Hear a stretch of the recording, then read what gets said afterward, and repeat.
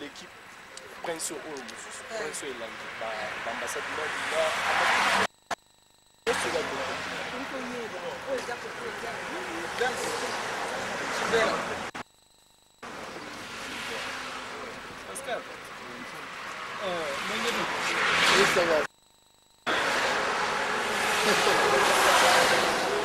Attends, artiste, tiens la porte. Comment on a noté?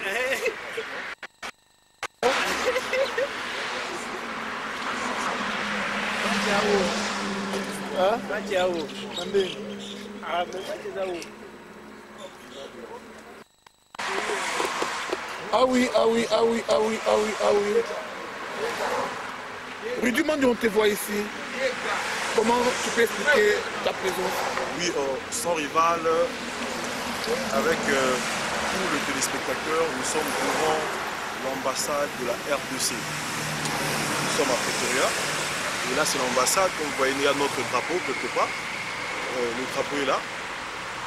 Nous sommes venus voir l'ambassadeur pour parler de l'équipe administrative dedans par rapport à la situation actuelle qui se passe. Il y a des Congolais qui sont victimes des homophobies à Durban et il y a quelques cas reportés déjà à Johannesburg. Mais à Durban, nous avons des preuves car nous avons toute une liste de gens touchés et sans oublier la première victime de cette affaire de xénophobie était un Congolais. Béa, paix à son âme, qui a été brûlé vif. Nous sommes venus à l'ambassade pour la Talana ambassadeur. Il doit nous donner des comptes par rapport à la situation qui s'est passée. Tout le monde, la communauté, leurs ambassades ou leur gouvernement, pour nous soutenir la raison pour laquelle nous avons parce qu'ils doivent faire quelque chose le plus vite possible. Et nous avons le nom des gens, on passe à la télé pour aller dire ce qui est prévu, mais jusque-là sur terrain, il n'y a pas de pas. Voilà la raison pour laquelle nous sommes là. Donc vous voyez aussi la présence de la police. Donc c'est quelque chose de peaceful pour le rencontrer et tant que Congolais, parce que c'est notre ambassade, de nous donner des comptes à rendre. Parce que les pertes de vies humaines, les Oleka, Makassi. Et voilà, il faut ici là. Donc sur le plan diplomatique, quelles sont les solutions mises en place et sur le plan de victimes, comment l'ambassadeur est là. Bonjour monsieur, comment allez-vous? Moi c'est Rudy. Vous travaillez à l'ambassade? Ok, je représente la communauté congolaise. Je suis formé de Congolese Democracy and Justice Campaign. Bon, je suis congolais, de père et de mère et de nationalité. J'ai un passeport congolais avec moi. Oh, pardon? Oh, tu me connais très bien. Oh, merci. Voilà, donc nous ne sommes pas venus en masse parce qu'on ne peut pas créer des dégâts quelconques. Raison pour laquelle je suis venu à titre personnel et représenter la communauté. Nous voulons voir monsieur l'ambassadeur Poko. Pourquoi? Nous nous sentons avec la situation actuelle qui se passe. Vous le connaissez très bien, vous le savez très bien, la situation de la xénophobie. La première victime de cette affaire est un Congolais Béa, paix à son âme, qui a été brûlé vif.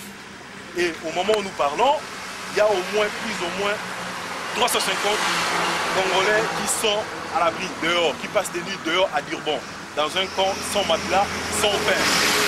Nous sommes là aujourd'hui parce que l'ambassade, c'est l'entité légale qui représente les Congolais. Et sans oublier, c'est une branche du ministère des Affaires étrangères ici. Nous sommes là pour deux raisons. Qui nous disent comment la situation est, quelles sont les mesures prises en place, des mesures préventives, qu'il n'y ait plus jamais une perte de vie humaine par rapport à Makambo et Zolega. Et encore, quelles sont des mesures mises en place pour aider des victimes? Oui. Non, seul, avec des journalistes, il n'y a pas de groupe de gens. C'est tout. Voilà. Si c'est avec les médias, il n'y a pas de trucs parce qu'on n'est pas venu, on n'a pas voulu venir ici en masse, mais juste moi et le média, c'est tout, lui poser des questions. Voilà. Oui. Mais j'aimerais, pas de problème, mais j'aimerais souligner quelque chose. Nous sommes venus sans rendez-vous. La xénophobie là-bas, c'est aussi sans rendez-vous. des victimes sont tombées victimes sans rendez-vous. C'est une urgence qui s'impose, raison pour laquelle nous voulons voir l'ambassadeur. C'est juste un dialogue, c'est juste une communication. Nous allons communiquer, nous allons parler. Et donc, parce que c'est aussi un Congolais, je suis aussi Congolais. Donc voilà, merci. Ok. Donnez-moi quelques minutes, j'arrive. D'accord. Le monsieur a dit que dans quelques minutes, il va appeler l'ambassadeur. On va voir si on va entrer ou on ne va pas entrer. Merci. Je ne sais pas, mais je ne vais pas entrer sur parce qu'il Et tu auras dit? Il est monté là. Mais je dois entrer avec les journalistes, je ne vais pas entrer ça. C'est plus, ne t'inquiète même pas. Non, mais en fait, le problème c'est que je ne veux pas que les choses se passent à l'intérieur dans les façons que peut-être que c'est pas ce que je vais parler là-bas. Je veux que en fait, ça soit vu de tout le monde. J'ai dit, d'accord. J'ai vu l'ambassadeur. Oui. Il m'a demandé que vous fassiez quelque chose. Ok. Alors vous allez faire ça dans mon vie. Ok, d'accord, pas de problème. Mais monsieur l'ambassadeur a accepté que j'entre. Mais je ne vais pas entrer seul, je vais entrer avec le média. Mais c'est juste un pré-meeting. C'est comme un avant-meeting, voilà en français. Et je me bats aussi que le média entre parce que je veux que toute la communauté congolaise en général puisse savoir ce qui se passe. Donc voilà, j'entre et je me bats pour que le média aussi entre. Merci.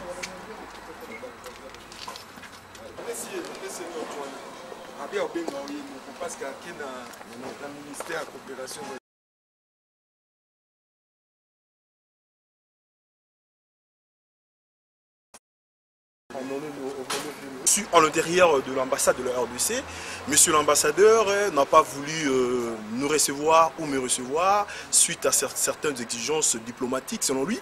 Mais la question dont moi je me pose personnellement, je pense avec la plupart des Congolais, est que la vie des Congolais sont en train de passer quelque part, les Congolais sont en train de mourir pendant que monsieur l'ambassadeur est dans ses propres courses et n'a pas voulu nous recevoir ici. Bon, ok, de toute urgence nous sommes venus ici et parce que sans rendez-vous, la xénophobie n'a pas de rendez-vous et voilà. Raison pour laquelle nous donnons 48 heures à l'ambassade de prendre des mesures pour que cela se termine. De 48 heures de mesures diplomatiques et comment aider les victimes pour qu'il y ait plus une perte de vie humaine d'un Congolais. Les gens sont morts et enterrés à Maluku et en Afrique du Sud, les Congolais sont morts. Donc voilà, c'est ça. Monsieur l'ambassadeur vient de sortir, il n'a pas voulu nous recevoir. Je ne sais pas, les coordonnateurs de corps diplomatiques, des prêteurs, je ne sais pas. Il y a toute une urgence. Ok. Comme vous voyez très bien, j'étais entré dedans. Il y a eu certaines négociations avec les gens qui travaillent à l'ambassade. Je devais aller voir monsieur l'ambassadeur et lui poser mon cas, qui est notre cas, le cas des citoyens congolais vivant en Afrique du Sud, les ressortissants de la RDC en Afrique du Sud. Monsieur l'ambassadeur vient de quitter l'ambassade, soit disons il y a une urgence qui s'impose quelque part. Mais la question dont nous nous posons, quelle urgence? Je crois qu'à Durban, à Jamestown, à Primrose ou à Soweto, il y a des urgences, des pertes de vie ou comment dirais-je, précisément à Durban, où les Congolais sont en train de mourir sans qu'il y ait une intervention gouvernementale ou diplomatique de la part de la RDC. L'ambassade, j'insiste encore, c'est une branche du ministère des Affaires étrangères. Nous avons vu les gouvernements nigérians, le gouvernement malawite, et nous avons vu des gouvernements zambiens, mozambiquais prendre des mesures dures ou des mesures concernant les ressortissants de leur pays ici en Afrique du Sud. Monsieur l'ambassadeur dit qu'il y a une urgence et nous sommes venus sans rendez-vous parce qu'il y a aussi urgence. Il y a des Congolais qui sont victimes de xénophobie, de ces actes barbares qui sont brûlés. Parce que d'abord, je précise, la première victime de xénophobie, c'est un Congolais, PA, résident à Durban, qui a été brûlé vif. Mais jusque-là, il n'y a rien. Nous sommes venus juste pour apporter deux choses. Lui demander quelles sont les mesures diplomatiques mises en place par le gouvernement congolais contre le gouvernement sud-africain. Et encore sur des moyens préventifs. Parce que nous ne voulons pas qu'il y ait une perte de vie humaine encore concernant les ressortissants de la RDC en Afrique du Sud. Bandeko ambassadeur Aboyi, il dit bien très bien. Bon, ça c'est un langage diplomatique, c'est aussi un diplomate. Je suis aussi diplomate de formation, je comprends très bien que l'affaire du Congo n'est pas une urgence pour lui. Voilà. Quand il y a une urgence qui s'impose et quelqu'un qui entre dans l'ambassade qui représente la communauté congolaise d'Afrique du Sud, et quand vous ne disiez pas mot, soit disons qui quelqu'un m'a dit, la personne qui était entre nous, moi et l'ambassadeur, pour qu'il y ait une négociation sur la rencontre, m'a dit que monsieur l'ambassadeur a pris ma note parce que je fais une note en bonne et due forme. J'ai stipulé la raison de ma visite ici aujourd'hui. Il a dit qu'il a pris, il a mis ça dans sa poche et je comprends maintenant que nous tous ici, le dossier de la xénophobie, les dossiers des ressortissants des Congolais, c'est dans sa poche. Il est en train de se promener avec. Donc voilà un peu... Personne n'a été disponible pour vous recevoir parce que l'ambassadeur ne peut pas. Oui, bien sûr, personne n'est disponible. Même pas son adjoint, personne ne veut recevoir les Congolais. Personne ne veut qu'on en discute les problèmes des Congolais de xénophobie. Donc c'est une affaire normale. L'ambassade évolue normalement avec des applications de visa pour les étrangers, avec des applications de passeport pour les Congolais. Donc il n'y a pas une urgence ici à l'ambassade du Congo. Alors quelle est la prochaine étape maintenant pour vous? La prochaine étape est que nous sommes entrés, vous et moi, avec le média, nous descendons à Durban pour aller voir les victimes, compter les nombres exacts des victimes et voir comment nous allons aider. Voilà, c'est pas un problème pour nous, c'est pas la première fois. Et on a toujours dit, les scientifiques disent que les mêmes causes produisent les mêmes effets. Et on connaît très bien. Donc s'ils vont lâcher l'affaire, ils ne veulent pas porter leur soutien au peuple congolais, nous allons nous prendre en charge. Nous allons travailler dans la communauté avec le businessman, avec les églises, avec les universités, des gens de bonne foi qui peuvent faire des collectes pour aider nos frères. Parce que là, l'hiver, nous sommes au début de l'hiver. L'hiver s'approche. C'est anormal dans des situations pareilles de voir même nos enfants de 8 ans, des Congolais qui dorment dans des camps par terre, qui n'ont même pas de pain. Parfois, s'ils ont des pains, ce sont des pains secs, pendant que nous pouvons les aider. Voilà. Si j'étais venu ici, c'est parce que ça, c'est l'institution légale qui représente les Congos ici en Afrique du Sud. Mais monsieur l'ambassadeur, selon son langage diplomatique, je comprends très bien que l'affaire des Congolais en Afrique du Sud, ça ne l'intéresse pas du tout. Moi aussi, ça l'intéressait, mais ce n'est pas une urgence. Monsieur Ridi, à chaque action, je crois qu'on doit prévoir une réaction. Alors ce qu'il a fait, c'est une action.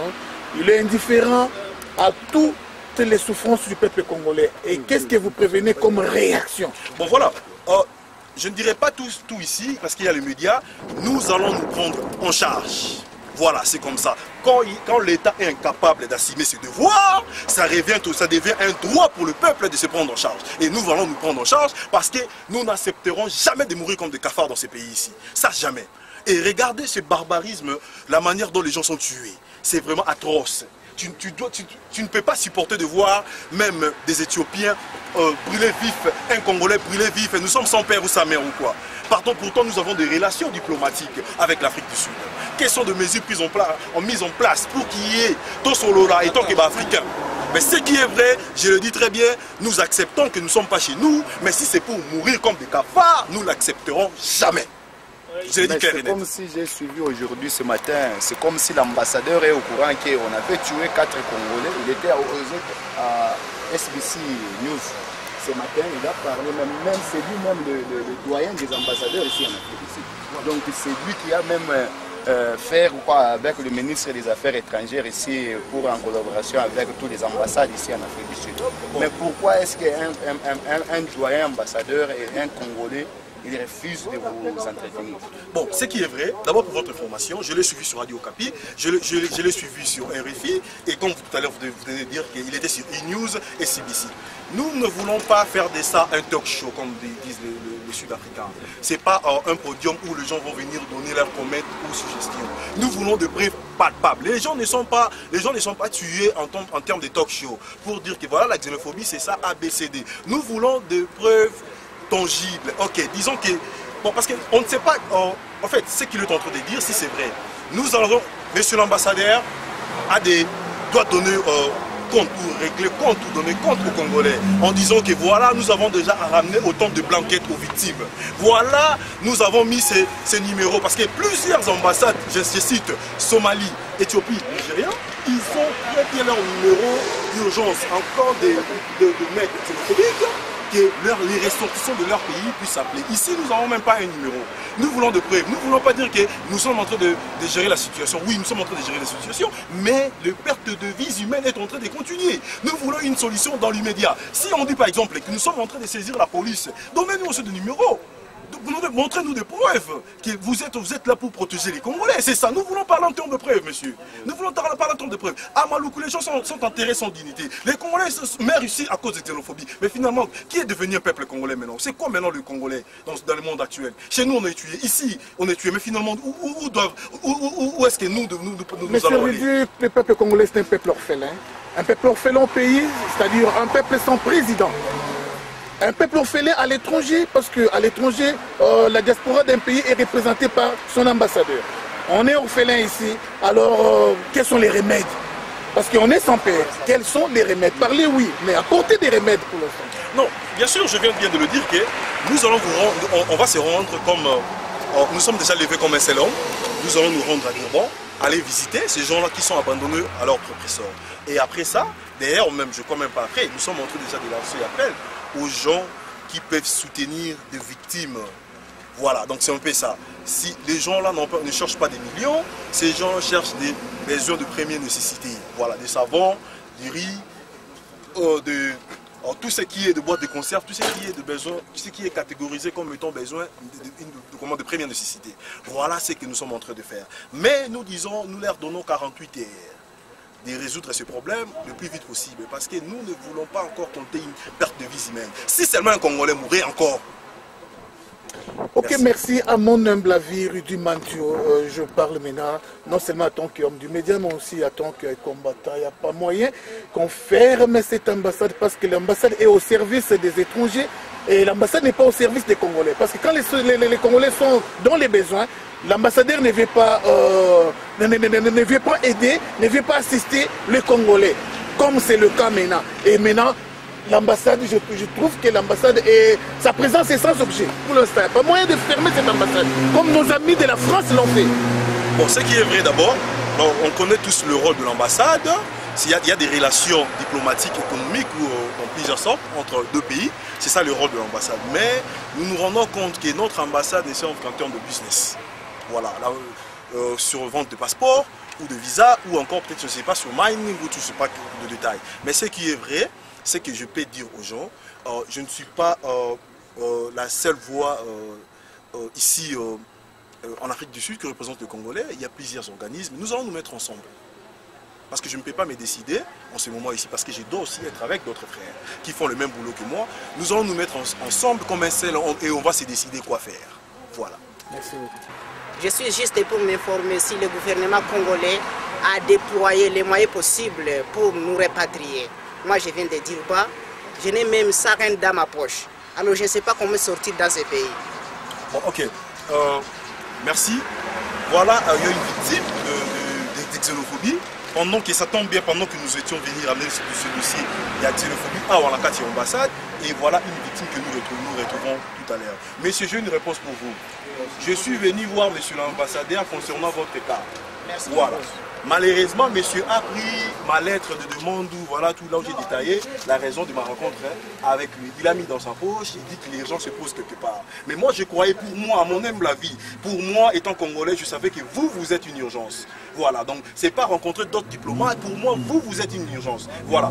Et comme nous l'avons bien dit, nous allons nous prendre en charge. Donnez-nous votre numéro et vous le dites très bien, vous n'avez même pas un sans reine. Et je crois bien de mon côté, de mon humble avis, je peux voir ce que je peux avoir. Voilà. Peut-être que là c'est 300 reines, ça peut se servir même pour le transport. Voilà, donc l'équipe bénisse aussi. Nous sommes de cœur avec vous. Mais ne partez pas, donnez-moi votre numéro. On va voir parce que. Ils sont beaucoup, il y a une autre victime ici. Ils veulent encore s'exprimer. Oh, c'est vrai ça. Ok. Là, je vous donne 500 reines, comme ça vous ajoutez l'autre et vous allez partager avec les autres. Voilà, donc, et si, qui vous bénissent aussi, si nous ne le faisons pas, donc ça sera nul. Nous sommes en train de s'entraider nous-mêmes, on va se prendre en charge parce que nous sommes sans père, sans mère. Donc vraiment ça fait, je pense que vous devez relater qu'est-ce qui s'est passé, que le monde sache au moins comment êtes-vous victime, vraiment qu'est-ce qui s'est passé.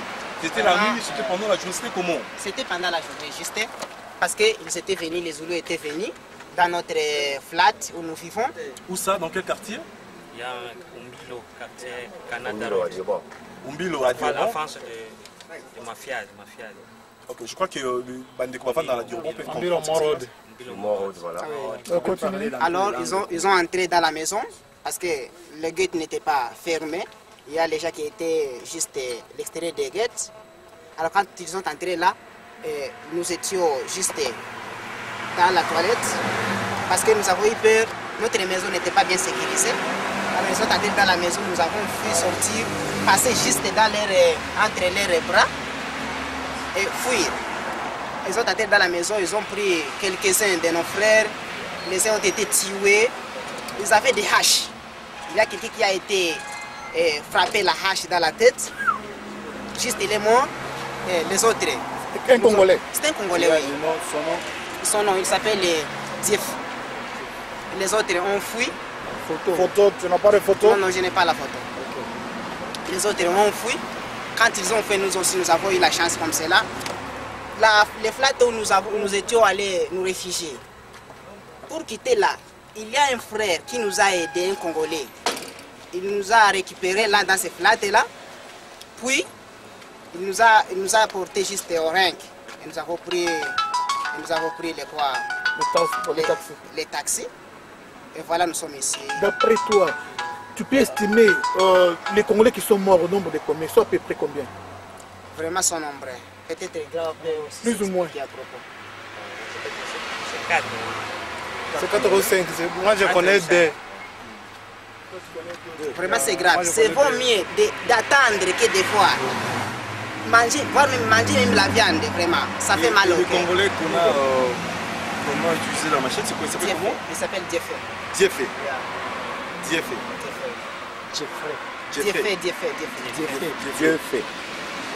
Diefé. D'accord. Nous sommes en train de monter une commission. Nous allons descendre sur place. Je crois bien que nous aurons besoin de vos détails. Je ne sais pas où est-ce que vous êtes logé. Nous, on est à Djobek. Comme ça, nous comptons aussi faire des enquêtes sur place pour connaître exactement le nombre des victimes et surtout des gens qui ont perdu leur vie. Et parce qu'il y a eu beaucoup d'incertitudes avec l'ambassadeur. Il disait après